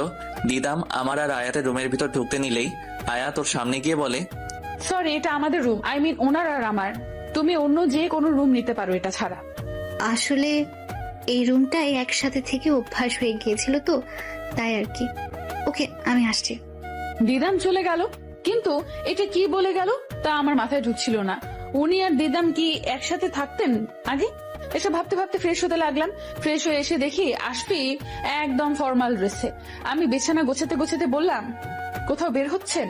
চুপ করে আছে। আবার বললাম, আমি কিছু জিজ্ঞেস করছি। আজকে থেকে অফিসে যাব। আসি আর কিছু না বলে সোজা চলে গেল। আমি একা একা বলতে লাগলাম, আজব, নিজেকে এখন কি মনে করেন আপনি? বদের হাড্ডি একটা। আমি বুঝলাম না হঠাৎ করে এতটা চেঞ্জ কি করে হলো। আর তার উপরেই দিদাম, মেয়েটাকে সুবিধার মনে হচ্ছে না। আশফিকে যেভাবে জড়িয়ে ধরলো, আবার যা বললো, তাতে আমার একটু সন্দেহ লাগছে। নজর রাখতে হবে। আমি রুম গুছিয়ে নিচে নামলাম। এসে যা দেখলাম তাতে আমার চোখ চড়ক গাছ হয়ে গেল। যে কেউ দেখলে ভাববে লিপ কিস করছে। আমি যেন কয়েক মুহূর্তের জন্য থমকে গেলাম। আমার নিজের অজান্তে রাগ উঠে গেল। আমি আর সহ্য করতে না পেরে হাততালি দিয়ে বললাম, বাহ বাহ, এটা আপনার অফিস। রুম থেকে এসে ড্রয়িং রুমে বউ রেখে ফুফাতো বোনের সাথে খুব সুন্দর অফিস করছেন। আমি অফিসে যাচ্ছিলাম, তখনই আপনার পুরুষত্ব জেগে উঠলো। নিজের ফুফাতো বোনের সাথে ঠোঁটে ঠোঁট মিলিয়ে নিলেন। আমি আর কিচ্ছু বলতে পারলাম না। তার আগে আমার গালে কষিয়ে একটা থাপ্পড় বসিয়ে দিলেন উনি। তাল সামলাতে না পেরে আমি সোফায় পড়ে যাই। গালে হাত দিয়ে ওনার দিকে তাকাই। উনি আমার দিকে খুবই রাগি লুকে তাকিয়ে আছে। তারপর আঙুল তুলে আমাকে উদ্দেশ্য করে বললেন, তুমি যেগুলো বোঝার সেগুলো কখনো বোঝার চেষ্টা করো না, আর যেগুলো না বোঝার বা যা হয়নি তা নিজ থেকে বানিয়ে বুঝে নাও। আমি রুম থেকে অফিসে যাচ্ছিলাম, ঠিক তখনই সোফায় দিদাম চিৎকার করে ওঠে। আমি জানতে চাইলে ও বলে চোখে কি যেন একটা পড়ছে আর খুব জ্বালা করছে, তাই আমি ফু দিয়ে দিচ্ছিলাম। আর তুমি, ছি, এতটুকু বিশ্বাস নেই তোমার আমার প্রতি? আই এম সরি, আমি বুঝতে পারিনি আয়াত এমন রিয়াক্ট করবে। বুঝতে পারলে আমি কখনোই বলতাম না। ট্রাস্ট মি আশফি। দিদাম আশফির সামনে গিয়ে ন্যাকামি করে কথাগুলো বলল। আশফি আমার দিকে এক নজর তাকিয়ে চলে গেল। তারপর দিদাম একটা শয়তানি হাসি দিয়ে চুলগুলো ফু দিয়ে রুমে চলে গেল। ওর হাসি দেখে আমার যেন মনে হলো সে এটাই চেয়েছিল। আমার নিজের প্রতি নিজের ঘৃণা হতে লাগলো। আমি এতটা নিম্ন মানসিকতার মানুষ কি করে হলাম? উনি আমার সাথে খারাপ ব্যবহার করলেও কখনোই তো অন্য কোনো মেয়ের সাথে খারাপ ভাবে মেশেনি। আমি রুমে এসে বেডে চোখ বন্ধ করে শুয়েছি। চোখ বন্ধ করতেই কেউ আমার কানের কাছে এসে চিৎকার করে ওঠে, বাউ! ভাবি রিল্যাক্স, আমি ফারিন, দেখো। আমি চোখ খুলে দেখি সত্যি ফারিন এসেছে। আমি একটা স্বস্তি নিঃশ্বাস ফেলে বলি, ও তুমি তো আমাকে একদম ভয় পাইয়ে দিলে। আচ্ছা সরি। বাই দ্য ওয়ে, ভাইয়াকে দেখতে পাচ্ছি না কোথাও। উনি তো অফিসে চলে গেছেন। আমার কথা শুনে ফারিন একদম অবাক হয়ে যায় আর চোখগুলো বড় বড় করে বলে, হোয়াট? ভাইয়া অফিসে গেছে? কিভাবে কি? যে মানুষ অফিসের নাম শুনলেই জ্বর এসে যেত, উনি আজকে অফিসে গেছে? আমিও কিছু বুঝতে পারলাম না। আজকে হঠাৎ করে নিজ থেকেই। ভালোই হয়েছে, সব তোমাকে ভালোবেসে। যাই হোক, আমার ওই শাকচুন্নি বোনটা কই? তোমার বোন? ও, দিদামের কথা বলছো? ওকে ছাড়া আমি আর কাকে শাকচুন্নি বলবো বলো? ও, তোমাকে তো আসল কথা বলাই হয়নি। কি কথা? ও কিন্তু ভাইয়াকে অনেক ভালোবাসতো, ইভেন এখনো বাসে। ভাইয়ার কথা শুনলে একদম পাগল হয়ে যায়। দেখলে না, ভাইয়া ওই বাসায় নেই বলে এখন এই বাসায় চলে এসেছে। ভাবি, তোমাকে একটা কথা বলি, ভাইয়াকে একটু সাবধানে রেখো। বলা তো যায় না, ছেলে মানুষের মন কখন কোথায় কিভাবে বলে যায়। যদিও ভাইয়া ওকে তেমন একটা পাত্তা দেয় না, তবুও সুরক্ষা বলে একটা কথা আছে, শাকচুন্নির নজর বলে কথা। আমি মনে মনে ভাবতে লাগলাম, তাহলে আমি ঠিক ছিলাম। তখনের ঘটনাটা দিদাম ইচ্ছে করেই করেছে, যাতে করে আমাদের মাঝে ঝগড়ার সৃষ্টি হয় আর সে ওই সুযোগটা নিতে পারে। দিদাম, তুমি বড্ড বড় ভুল করে ফেললে। তুমি আমার স্বামীর দিকে নজর দিয়ে বড় ভুল করেছো। আজকে যে থাপ্পড়টা আমি খেয়েছি, তার থেকে জোরে থাপ্পড়টা তোমাকে আমি খাইয়ে ছাড়বো বলে দিলাম। ফারিনের ধাক্কায় ধ্যান ভাঙলো আমার। ভাবি, তুমি আবার কই ডুবে গেলে? না, বলো তো। তো আজকে হঠাৎ? আসলে ভাবি, তোমাকে একটা কথা বলার ছিল, আর একটা হেল্পও লাগতো। আচ্ছা, তাহলে বলো কি কথা, আর কি হেল্প করতে পারি? ভাবি, আমি একজনকে খুব ভালোবাসি, সেও আমাকে খুব ভালোবাসে, কিন্তু ওর ফ্যামিলিটা আমাদের মতো না, ওর একটু নিম্ন। তাই আমার সাথে রিলেশনটা রাখতে চাচ্ছে না, কারণ ও জানে আমাদের ফ্যামিলি আমাদের সম্পর্কটা মেনে নিবে না। তাই সে চায় না সম্পর্কটাকে গভীরে নিয়ে গিয়ে একা হয়ে যেতে। কিন্তু ভাবি, আমি সত্যিই তাকে খুব ভালোবাসি, আমি ওকে ছাড়া বাঁচবো না। প্লিজ ভাবি, তুমি কিছু একটা করো। আমি আবার কি করব? কি বা করতে পারি আমি? তুমি পারবে ভাবি, আমি জানি। একবার ভাইয়া যদি রাজি হয়ে যায়, তাহলে বাবা কখনোই ভুলেও না করবে না। আর আমি এটাও জানি ভাইয়া তোমাকে অনেক ভালোবাসে, সে তোমার কথা কখনো না করতে পারবে না। প্লিজ ভাবি, প্লিজ। কিন্তু ভাবি, আর কোনো কিন্তু বলো না, আমি তোমার কাছে চিরকৃতজ্ঞ থাকবো। আমি তোমার পায়ে ধরে বলছি, প্লিজ এই হেল্পটা করে দাও। ফারিন এই বলে আমার পা ধরতে নিলে তাকে বাধা দিয়ে দাঁড় করিয়ে বলি, কি করছো কি? তুমি আমার পায়ে কেন পড়বে? আচ্ছা, আমি আজকে তোমার ভাইয়ের সাথে এই বিষয়ে কথা বলবো। থ্যাংক ইউ ভাবি। ফারিন আমাকে জড়িয়ে ধরলো, আমিও তাকে জড়িয়ে ধরলাম। ও আজকে অনেক খুশি। খুশি হবে নাই বা কেন? ও তো ধরেই নিয়েছে আমার কথায় আশফি মেনে নিবে। কিন্তু আমার যে মনে মনে ভয়, যদি উনি আমার কথা মেনে না নেয়, যদি বড় কোনো ঝামেলা বেঁধে যায়, তখন কি হবে? আমি ফারিনের সামনে দাঁড়াবো কি করে? আচ্ছা ভাবি, আমি তাহলে এখন আসছি, একটা ফ্রেন্ডের বাসায় যেতে হবে। সে কি এখনই চলে যাবে? লাঞ্চটা করে যাও। না ভাবি, আরেকদিন। আজকে এমনিতেই লেট হয়ে গেছে, যা বলেছি মাথায় রেখো। আর হ্যাঁ, শাকচুন্নির থেকে সাবধানে থেকো, ও তোমার ক্ষতি করতেও পিছু পা হবে না। ভাইয়াকেও চোখে চোখে রেখো। আচ্ছা, আমি তাহলে এখন যাই। Take care. ফারিন আমার গালে কিস করে চলে গেল। পাগলি মেয়ে একটা, কিন্তু খুব সহজ সরল। কতটা সহজে আমাকে আপন ভেবে ফেললো। কিন্তু এমন সহজ সরল মেয়েদের সাথেই যে খারাপ হয়ে থাকে। ফারিনের সাথে যেন এমন কিছু না হয়। সন্ধ্যা হয়ে গেল, কিন্তু এর মাঝে একবারও ওনার কোনো ফোন এলো না। যদিও ফোন করার কথা না, তবুও কেন জানি মনে হচ্ছিল উনি কল করবেন, কিন্তু না, কল করেননি। কলিং বেলটা বাজার সাথে সাথে দৌড়ে গিয়ে দরজা খুলে দিলাম। ওনার সাথে যাকে দেখলাম তাতে মেজাজ গরম হয়ে গেল। দিদাম আশফির হাত ধরে দাঁড়িয়ে আছে, তার মানে বিকেলে দিদাম এই জন্যই বাইরে গিয়েছিল। উনি আর দিদাম আমাকে ক্রস করে ভেতরে ঢুকছিল। তখন আমি জিজ্ঞেস করলাম, এত দেরি হলো কেন? বাবা মার কাছ থেকে জেনেছি অফিস টাইম নাকি 5টায় শেষ। উনি আমার কোনো কথার জবাব না দিয়ে উপরে চলে গেল। আমি ওনার পেছন পেছন যেতে নিব, তার আগে দিদাম আমার সামনে এসে দাঁড়ায়। আসলে আমরা একটু ঘুরতে বের হয়েছিলাম, অনেকদিন পর আমি আসলাম তো, তাই আমাকে নিয়ে একটু ঘুরতে বের হয়েছিল। কিছু মনে করো না কেমন? দিদাম চলে যেতে নিলে আমি ওর হাত ধরে বলি, অন্যের স্বামীর থেকে নিজের নজর সরিয়ে ফেলো, নয়তো ওই নজরের চোখ আমি তুলতে এক মুহূর্ত সময় নিব না। হোয়াট? কি বলতে চাচ্ছ তুমি? আমি কি বলতে চাচ্ছি তুমি তা খুব ভালো করেই জানো, তাই বলছি নিচ থেকে সরে যাও, মাঝে আসতে যেও না। আর যদি না সরি? তুমি যখন সব জানোই, তাহলে এটাও জেনে রাখো আমি আশফিকে ভালোবাসি। ওকে পেতে হলে আমি সবকিছু করতে পারবো। তোমার এসব ধমকানোতে আমার কিচ্ছু আসে যায় না। কি এসে যায় তা আমি জানি, কিন্তু এটা জানি যদি না সরো তাহলে তার ফল তোমার জন্য মোটেও ভালো হবে না। আর রইল বাকি তোমার ভালোবাসার কথা, তাহলে শুনে রাখো, উনি আমাকে ভালোবাসেন আর আমাকে ওনার বউ হিসেবে সবার সামনে পরিচয় করিয়ে দিয়েছেন। Whatever, I don't care. কিন্তু তোমাদের মাঝে আমি সব সময় থাকবো, যাকে বলে সুইচ হয়ে ঢুকে খাল দিয়ে বের হয়। আর যদি আমি আশফিককে না পাই, তাহলে তোমাদের জীবনটা আমি নরক বানিয়ে ছাড়বো। আমি দেখি কেমন করে তুমি আশফিকে নিজের করো আর আমাদের জীবন নরক বানাও। আমি এই বলে উপরে চলে আসছিলাম, পেছন থেকে দিদাম বলল, তুমি কি আমাকে চ্যালেঞ্জ করছো? না, কিন্তু তুমি যদি চ্যালেঞ্জ ভাবো তাহলে চ্যালেঞ্জই। আমার আবার চ্যালেঞ্জ জিততে খুব ভালো লাগে। এই বলে মুচকি হাসি দিয়ে উপরে চলে আসলাম। রুমে এসে দেখি উনি সোফায় বসে আছে, এখনো ফ্রেশ হতে যায়নি। টাইটা খুলে সোফায় রেখে দিয়েছে। আমি ডাইনিং টেবিলের সামনে দাঁড়িয়ে নিজের শাড়ি ঠিক করার ভান করে বললাম, বাহির থেকে এসে যদি সাথে সাথে ফ্রেশ না হতে পারে, তাহলে কেউ যেন এই রুমে না ঢুকে। উনি আমার কথা শুনে আমার দিকে তাকিয়ে তারপর কিছু না বলে চুপচাপ ওয়াশরুমে চলে গেলেন। কি হলো এটা? ভেবেছিলাম হয়তো রেগে যাবে, রাগ দেখাবে, কিন্তু না, তেমন কিছুই হলো না।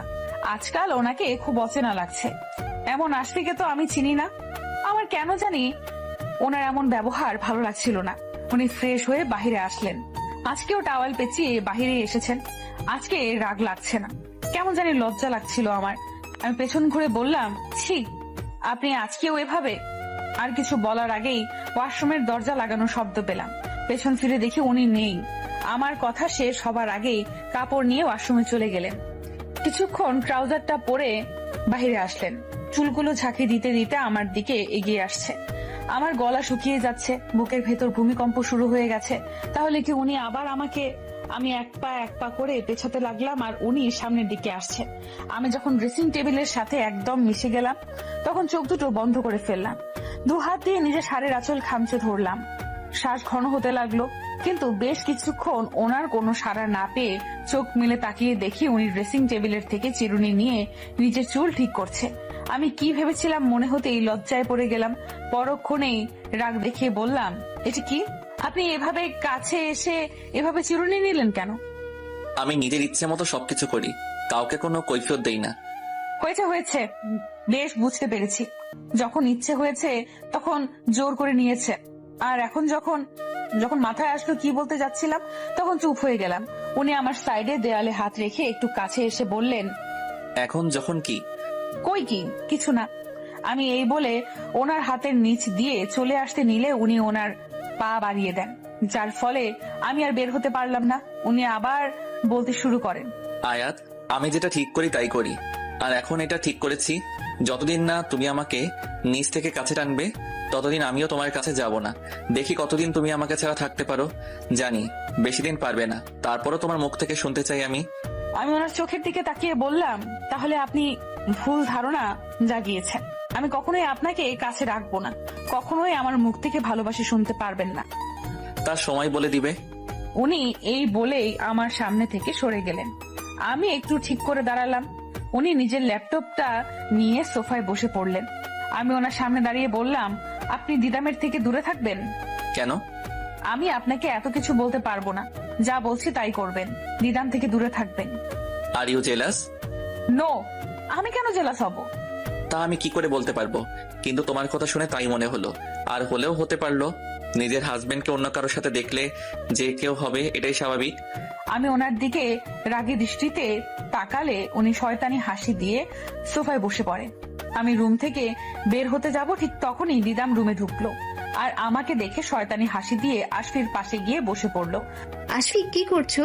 ও, তুমি কাজ করছো? তাহলে তো বিজি।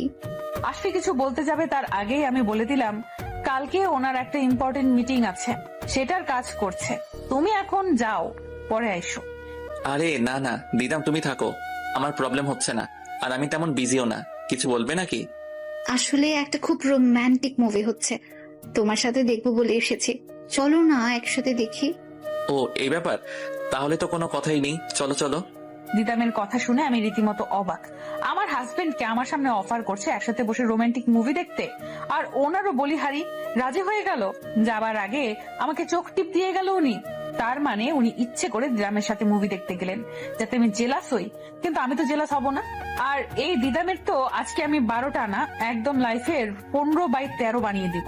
আমিও কিছুক্ষণ পর নিচে আসলাম, তারপর ওদের সামনে গিয়ে বললাম, উফ, এইভাবে কি আর রোমান্টিক মুভি দেখা জমে? কোনো পপকর্ন নেই, কোনো কিছু নেই।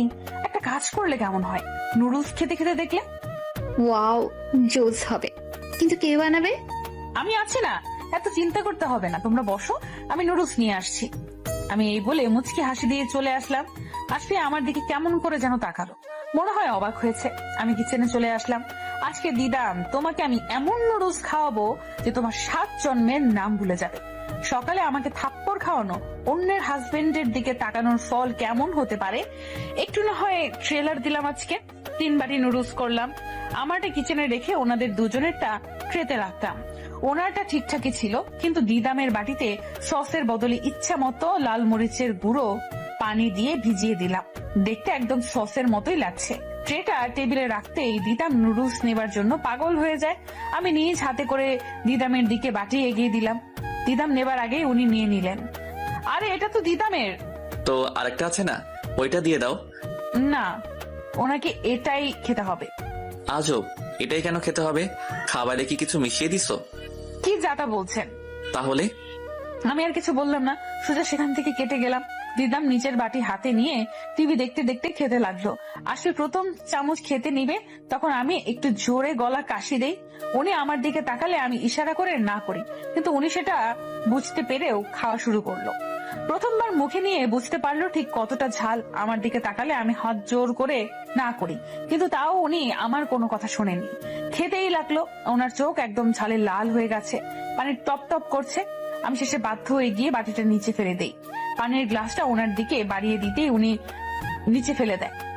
আমার হাত ধরে টান দিয়ে নিজের কাছে নিয়ে যায়, তারপর গাল দুটো ধরে ঠোঁট জোড়া দখল করে নেয়। দিদাম অবাক হয়ে হা করে তাকিয়ে আছে। আমি নিজেও অনেকটাই অবাক। প্রায় 2 মিনিট হয়ে গেছে, এখনো ঠোঁট ছাড়ার কোনো নাম নেই। আমি একটু নড়ে উঠলেই আরো জোরে ধরে। বেশ কিছুক্ষণ এভাবে থাকার পর নিচ থেকে ছেড়ে দেয়। এরপর কিছু বলার সুযোগ না দিয়ে উপরে চলে যায়। আমি পুরো বোকা বনে যাই। দিদামের দিকে চোখ গেলেই দেখি ও আমার দিকে রাগী দৃষ্টিতে তাকিয়ে আছে। আমি একটা লজ্জা মিশ্রিত হাসি দিয়ে সেখান থেকে চলে যাই। রুমে এসে দেখি ওনার চোখ এখনো লাল হয়ে আছে। ওনার সামনে দাঁড়িয়ে বলি, কি দরকার ছিল তখন ওই নুডলসটা খাওয়ার? আমি তো আপনাকে বারবার ইশারা করে না করছিলাম, কিন্তু আপনি আমার কথা বুঝেও খেলেন। এটা কেন করতে চাইছিলে? তুমি জানো এই ঝালটা দিদাম খেলে ওর অবস্থা ঠিক কেমন হতো? আমি বুঝতে পারছি না তোমার ওকে নিয়ে এত প্রবলেম কেন। তুমি তো আমাকে ভালোবাসো না, তাহলে কেন আমার বিষয়ে এত নাক গলাচ্ছ? কেন দিদামকে নিয়ে এতটা জেলাস ফিল করছো বলো আমাকে। আসফি কথাগুলো রাগের সুরে আমাকে বলল। আমি কিছুটা কেঁপে উঠলাম। উনি পাশে থাকা ফুলদানিটা নিচে ফেলে দিতে চাইলে আমি ওনার হাত ধরে ফেলি আর তা সঠিক জায়গায় রেখে বলি, আমার দিদামকে সহ্য হয় না, কিন্তু কেন হয় না সেটা নিজেও জানি না, আর আমি চাই না আপনি ওর সাথে মিশেন। তাহলে তো আমি আরো বেশি মিশবো। কি? হ্যাঁ, কারণ এখন থেকে আমি ওই জিনিসগুলো বেশি করব যে জিনিসগুলো তোমার পছন্দের না। উনি আমাকে সাইড করে চলে যেতে নিলে আমি ওনার সামনে দাঁড়িয়ে বলি, আপনার সাথে আমার কিছু কথা। তোমার সাথে এখন কোনো কথা বলতে চাচ্ছি না আমি। কথাগুলো খুবই জরুরি, আর কথাগুলো আমার, আপনার বা দিদামের বিষয় নিয়ে নয়, বরং আপনার আদরের ছোট বোনকে নিয়ে। ফারিনকে নিয়ে আবার কি কথা? বলবো, কিন্তু তার আগে প্রমিস করতে হবে আমি যা বলবো তা খুব মনোযোগ দিয়ে শুনবেন আর পুরোটা শুনবেন। আচ্ছা, প্রমিস। তাহলে শুনুন, ফারিন একটা ছেলেকে খুব ভালোবাসে আর ছেলেটাও ফারিনকে খুব ভালোবাসে। Wow, great. তাহলে আমার বোন ডুবে ডুবে জল খাচ্ছে, তো ছেলে কি করে? সবই বলছি, আগে আপনি আমার কথাটা পুরো শুনুন। ও আচ্ছা, বলো। ওরা দুজন দুজনকে মন থেকে ভালোবাসে। ছেলের আব্বু একজন নিম্নমানের ব্যবসায়ী, কিন্তু ছেলেটা খুবই ভালো, আর ছেলেটা একটা কোম্পানিতে ভালো পদে চাকরি করে। ফারিন বলছিল তাদের বিয়েটা অসম্ভব, এটা কখনো হতেই পারে না। আমার বোনের বিয়ে আমি জেনে শুনে এমন একটা ছেলের সাথে কখনো দিতে পারি না। ওর জন্য অলরেডি কত ভালো ভালো আমাদের স্ট্যাটাসের সাথে মিলপাত্র পড়ে আছে, আর আমি এমন একটা ছেলের সাথে দিব? কিন্তু ওরা একে অপরকে অনেক ভালোবাসে। এসব প্রেম ভালোবাসা কিছু না, আজ আছে তো কাল নেই। আর এসব ছেলেরা মেয়েদের টাকা দেখে ভালোবাসে, মন দেখে নয়। ঠিকই বলেছে, প্রেম ভালোবাসা কিছুই না, শুধু স্বার্থ বুঝে, কেউ টাকা কেউ বা দেহে। আমার কথাটা শুনে উনি আমার দিকে ফিরে তাকায়। আমি ওনার সামনে গিয়ে বলি, যদি ওরা ওদের মতো করে ভালোবেসে সুখে থাকতে পারে তাহলে আপনার সমস্যা কোথায়?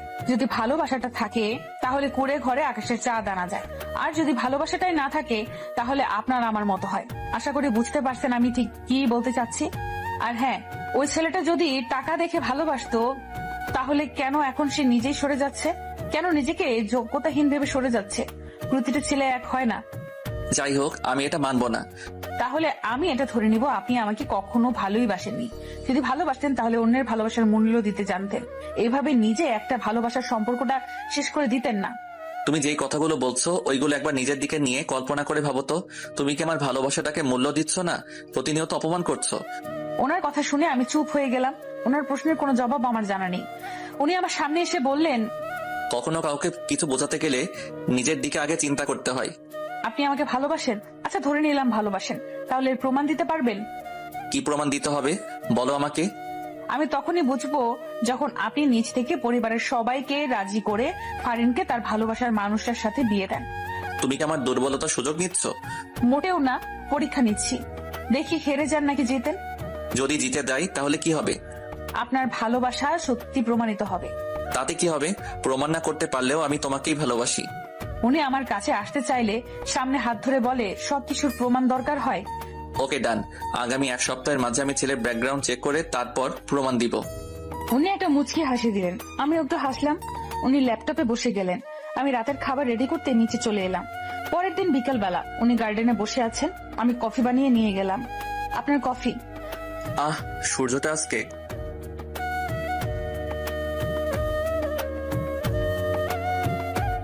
কোন দিক দিয়ে অস্ত যাবে? আপনাকে কফি দেওয়াটাই ভুল হয়েছে। উনি শয়তানি করায় আমি একটু রাগ দেখিয়ে কথাটা বললাম, আর উনি হাসি দিলেন। এর মাঝে শাকচুন্নি দিদাম এসে হাজির। কথা নেই বার্তা নেই, এসেই আশফির পাশে বসে পড়লো আর আশফির কফিটা নিয়ে নিল। এটা ওনার কফি। তাতে কি, ওর আর আমার মাঝে পার্থক্য কি? এই বলে দিদাম কফি মুখে দিতে যাবে, তার আগেই আমি মাথা ঘুরে পড়ে যাবার ভান করলাম, আর আশফি এসে আমাকে ধরতে নিলে দিদামের কফির মগটা নিচে পড়ে যায়, আর আমার সম্পূর্ণ কফি দিদামের জামায় পড়ে যায়। আশফি আমাকে ধরে পাগলের মতো করতে লাগে। কি হয়েছে তোমার? জ্বর আসছে? কি হয়েছে? তোমার শরীর খারাপ লাগলে আমাকে বলনি কেন? এত অধৈর্য হওয়ার কিছু হয়নি, আমি ঠিক আছি। সরি দিদাম, আসলে আমি বুঝতে পারিনি। এতে সরি বলার কিছু হয়নি। দিদাম, তুমি চেঞ্জ করে আসো। আয়াত, তুমি আমার সাথে বসো। আশফি আমাকে নিয়ে সোফায় বসে গেলেন। দিদাম উঠে ভেতরে চলে যেতে লাগলো। পেছনে ফিরে তাকাতেই আমি একটা চোখ টিপ দিলাম। আরো বুঝে গেল সবটা আমি ইচ্ছে করে করেছি, তাই সে এর আগে ফুসতে ফুসতে ভেতরে চলে গেল। কিছুক্ষণ পর দিদাম চলে এলো।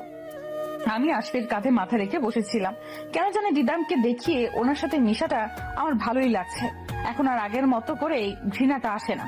দিদাম এসেই বলতে লাগলো, আশফি, তুমি কি ফ্রি আছো আজকে সন্ধ্যায়? হ্যাঁ, কেন বলো তো? আসলে আমি আজকে সন্ধ্যায় একটা মুভির টিকিট কেটেছিলাম, তুমি যদি ফ্রি থাকো তাহলে। দিদাম আর কিছু বলার আগেই আমি ওনার হাত থেকে টিকিটগুলো নিয়ে বলতে শুরু করলাম, থ্যাংক ইউ সো মাচ। তুমি আমাদের আগে বলবা না যে তুমি আমার আর তোমার ভাইয়ের জন্য এত বড় সারপ্রাইজ রেডি রেখেছো? আমার কথা শুনে আশফি অবাক হয়ে যায়, আর দিদাম তো না পারছে কিছু বলতে, না পারছে কথাটা সহ্য করতে। সে চোখ দিয়ে আগুন দিচ্ছে আমার দিকে।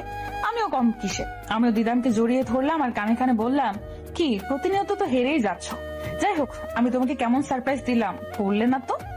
তারপর ওকে ছেড়ে দিয়ে বললাম, আমরা অবশ্যই মুভি দেখতে যাব, কিন্তু দিদাম 3টা কেটে নিলেও পারতে, তুমিও আমাদের সাথে যেতে পারতে। যদিও স্বামী স্ত্রীর সাথে বাহিরের থার্ড পার্সন কেউ যেতে নেই, তাও তুমি যেতে পারতে। আয়াত, আমার সন্ধ্যায় কাজ আছে, আমি পারবো না। আর দিদাম, তোমাকে অবশ্যই আমার সাথে যেতে হবে, রেডি থেকো। উনি এই কথাগুলো বলে চলে গেলেন। আমি এক পা পিছিয়ে গেলাম।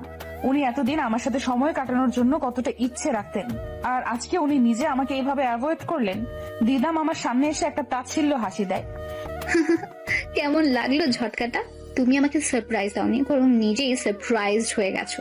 আর এর পরপর যা হবে সবকিছুতেই তুমি একদম সারপ্রাইজড হয়ে যাবে। Just wait and see. দিদাম ভেতরে চলে গেল।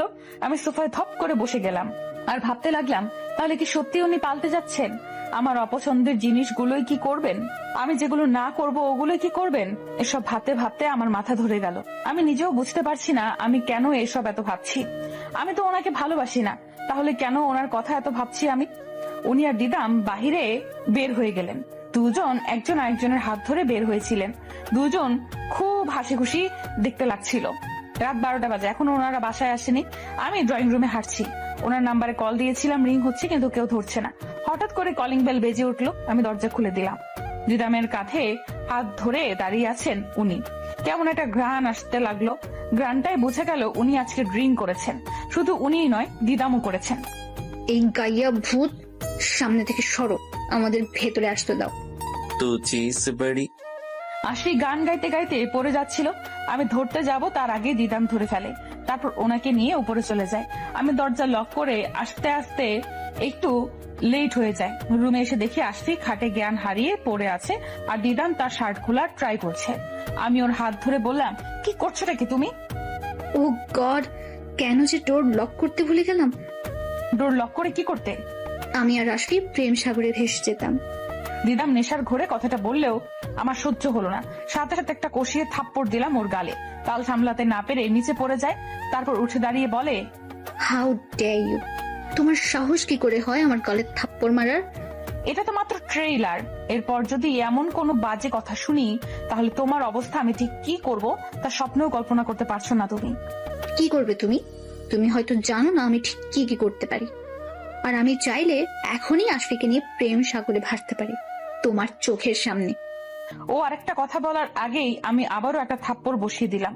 তারপর রুম থেকে ঘাট ধাক্কা দিয়ে বের করে দিলাম। আমি আশফির কাছে গেলাম, ওনার শার্টটা খুলে দিলাম, জুতাগুলো খুলে দিলাম। বেলটা খুলতে যাব, ঠিক তখনই উনি আমার হাত ধরে ফেলেন। তারপর টান দিয়ে ওনার বুকে নিয়ে ফেলেন। আমার গাল দুটো ধরে বাচ্চাদের মতো বলতে থাকেন, এই হলুদ পরি, তুমি কেন বুঝো না আমি তোমাকে ঠিক কতটা ভালোবাসি? তোমাকে যখন প্রথম দিন দেখেছিলাম সেদিন থেকে আমি তোমার প্রেমে পড়ে গেছিলাম। তারপর থেকে তোমাকে ফলো করতাম। তোমার কলেজের খরচগুলো আমি আগে থেকে দিয়ে রাখতাম, ক্যান্টিনের খরচগুলো তোমার থেকে নেওয়া বন্ধ করে দিয়েছিলাম। কিন্তু তুমি আমাকে ভালোবাসোনি, তাই তো তোমাকে এভাবে বিয়ে করলাম। ভেবেছিলাম মেনে নিবে, কিন্তু না, মানোনি। আমি তোমাকে সত্যি ভালোবাসি হলুদ পরি। I love you so. আর কিছু বলতে পারলেন না, তার আগেই হয়তো ঘুমিয়ে যায়। আমি শুনেছি মানুষ নাকি নেশার ঘরে সব সত্যি বলে দেয়। তাহলে কি উনি আমাকে সত্যি সত্যি ভালোবাসেন? আর তাহলে উনি ওই ব্যক্তি ছিলেন যার কাজগুলো আমার কাছে আজব আর অদ্ভুত লাগতো, কিন্তু প্রতিদিন রিকশায় ফুল পাওয়াটার প্রতি সত্যি একটা ভালো লাগা কাজ করত। তাহলে আশফি সাইকোই হলো মিস্টার সাইকো। আমি ওনার মুখের দিকে তাকে কথাগুলো ভাবতে লাগলাম। এরপর কখন যে ঘুমিয়ে গেলাম বুঝতেও পারলাম না। সকাল হয়ে গেছে, ঘুম ভেঙে কারো হার্টবিটের শব্দ শুনতে পারলাম। উপরের দিকে তাকিয়ে দেখি উনি আমাকে ওনার সাথে জড়িয়ে রেখেছেন। আমি নিচ থেকে চাইলেও সরে যেতে পারতাম, কিন্তু আসিনি। ভালো লাগছিল ওনার হার্টবিটের শব্দ শুনতে পেয়ে। হঠাৎ করে উনি নড়ে চড়ে উঠলে আমি আবার চোখ বন্ধ করে ফেলি। উনি আমার চুলগুলো কপাল থেকে সরিয়ে দেওয়ায় বুঝতে পারলাম উনি সজাগ হয়ে গেছেন। আমার কপালে আলতো করে নিজের ঠোঁটটা স্পর্শ করে উঠে ওয়াশরুমে চলে গেলেন। আমি শুয়ে শুয়ে গত রাতের কথা ভাবছি। নেশার ঘরে কি সত্যিটা বললো নাকি শুধুমাত্র ভীমরতি ছিল? কিন্তু উনি তো আমাকে সারাক্ষণ ভালোবাসি ভালোবাসি। যদিও এখন দিদামের সাথে বেশি সময় দিচ্ছে, আমাকে এই দিদামকে শায়েস্তা করতেই হবে। কিন্তু কি করে? এসব ভাবছিলাম, তখনই উনি ওয়াশরুমের দরজা খুললেন। আমি এমন ভাব করে চোখ খুললাম যেন মনে হয় ওনার দরজা খোলার শব্দে ঘুম ভেঙে গেছে। আমি একটু বিরক্তিকর ভাব নিয়ে বললাম, সকাল সকাল কি শুরু করেছেন? একটু কি শান্তিতে ঘুমাতেও দিবেন না? সরি, আমি বুঝতে পারিনি। তা কি করে বুঝতে পারবেন? বুঝবেন তো সব দিদামের বিষয়গুলো। আর কিছু বলার আগে উনি আমার হাত ধরে টেনে দাঁড় করিয়ে তাতে দাঁত চেপে বলে, তুমি যদি আর একবার দিদামকে নিয়ে ওইভাবে কথা বলো তাহলে তার ফল কিন্তু ভালো হবে না। সত্যি বললে সবারই গায়ে লাগে। এটা কোনোভাবে সত্যি না। উনি আমাকে ধাক্কা দিয়ে রুম থেকে চলে গেলেন। আমি সোফায় বসে পড়লাম। চোখ থেকে 2 ফোঁটা নোনা জল গড়িয়ে পড়লো। বুঝতে পারলাম না কেন। ওনাকে বিশ্বাস করতে পারছি না বলে, নাকি উনি আমার থেকে দূরে সরে যাচ্ছে বলে। আচ্ছা, উনি যদি আমাকে ভালোই না বাসতো তাহলে কেন সকালে আমি ঘুমিয়েছিলাম ভেবে কিস করলো? আমি বা কেন ওনার ভালোবাসা নিয়ে পড়ে আছি? তাহলে কি আমি ওনাকে ফ্রেশ হয়ে নিচে আসলাম, এসে দেখি টেবিলে নাস্তা বানানো। তাহলে কি উনি নাস্তা বানিয়েছেন? আমি টেবিলে বসতে যাব তার আগেই দিদাম আশফিকে হাত ধরে বসিয়ে দিল আর বলতে লাগলো, আজকে আমি খুব সকাল সকাল উঠে তোমার জন্য নাস্তা বানিয়েছি। জানি না কেমন হবে, কিন্তু বিশ্বাস করো আমি মন থেকে ভালো করতে চেয়েছি। আসলে দিদাম, তুমি বানিয়েছো ঠিকই, কিন্তু উনি স্যান্ডউইচ সকালে খান না, তাই তুমি এগুলো সরিয়ে ফেলো। আমি একটা কিছু বানিয়ে আনছি। আমি এই বলে কিচেনের দিকে যেতে নিলে উনি বললেন, কে বলেছে আমি এসব খাই না? আমি এগুলো খাই, আর দিদামের হাতের বানানো হলে তো আরো বেশি করে খাবো। উনি কথাটা বলে খেতে লাগলেন। আমার কাছে ওনার কথাগুলো খুব খারাপ লাগলো। আমি কিছু না বলে চুপচাপ উপরে চলে এলাম। কিছুক্ষণ পর উনিও রুমে আসলেন। আমি কোনো কথা বললাম না, চুপচাপ রেডি হতে লাগলাম। রেডি হয়ে পার্সটা নিয়ে বের হতে যাব, ঠিক তখনই উনি আমার হাত ধরে ফেললেন। আমাকে কি তোমার মানুষ মনে হচ্ছে না? কখন থেকে জিজ্ঞেস করছি, কোনো উত্তর দিচ্ছ না। আমার কিন্তু এখন খুব রাগ হচ্ছে। আপনার রাগ উঠলে